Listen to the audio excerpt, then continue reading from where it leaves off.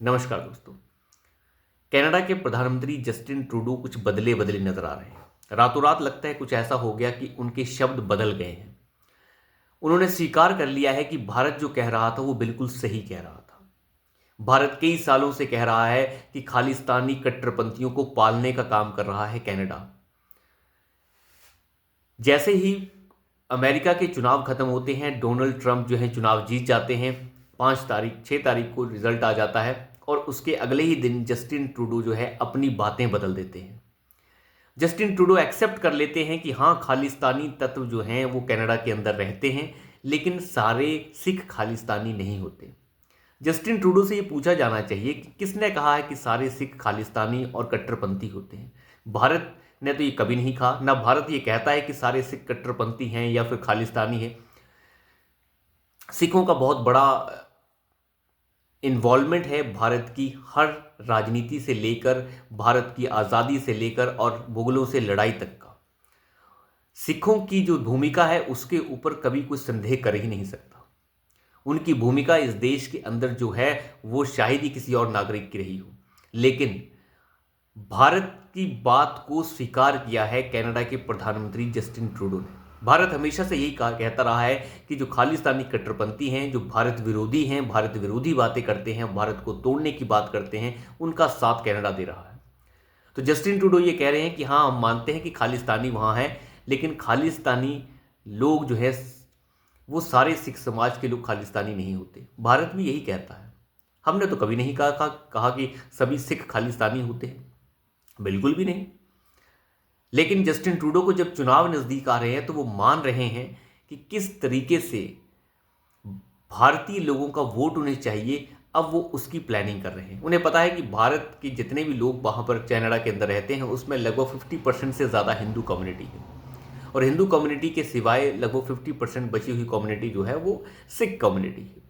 और सारी सिख कम्युनिटी को खालिस्तानी मामलों में उलझी नहीं रहती और ना तो किसी के पास वक्त है उलझने का। लेकिन जस्टिन ट्रूडो ने आखिरकार ये माना है कि किस तरीके से भारत बिल्कुल सही कह रहा था कई सालों से, और अब जस्टिन ट्रूडो पूरी तरीके से घिर गए हैं।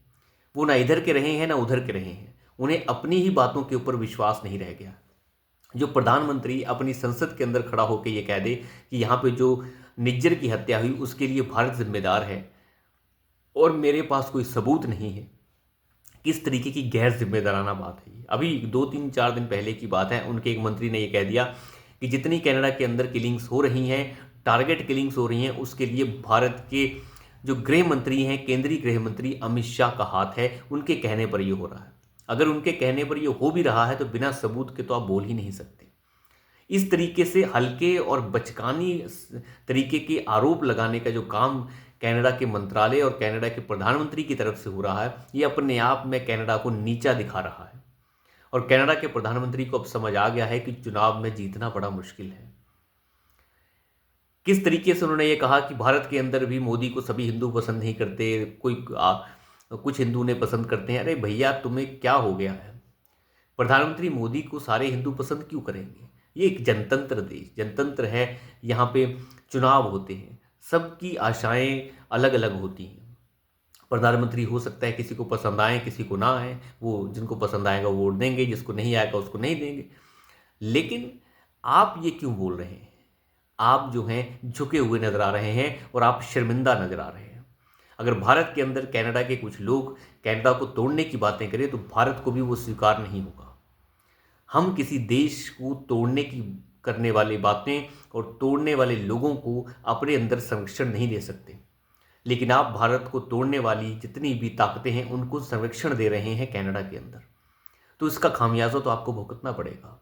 और भारत ने यह बता दिया है, प्रधानमंत्री मोदी ने यह साफ कर दिया है कि वो झुकेंगे नहीं और वो झुकने वाले हैं भी नहीं।